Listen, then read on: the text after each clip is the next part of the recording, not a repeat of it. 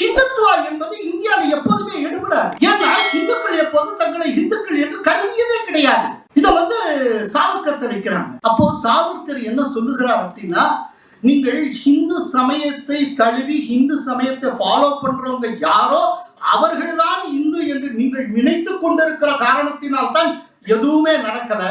ஆனா அப்படி அல்ல, ஹிந்தி என்றால் யார் என்பதற்கு நான் வேறு விளக்கம் வைத்திருக்கிறேன் அப்படின்னு சாவர்கர் சொல்லுகிறார். சாவர்கர் யார் ஹிந்து அப்படிங்கிற கேள்விக்கு ரொம்ப வித்தியாசமான பதிலை சொல்லுகிறார். அவர் சொல்லுகிறார், ஹிந்துனா யார் அப்படின்னா, அவன் இந்தியாவை, இந்த பாரதத்தை தன்னுடைய மதர் லேண்டாகவும் ஹோலி லேண்டாகவும் எடுத்துக்கொள்ள வேண்டும், ஏற்றுக்கொள்ள வேண்டும்.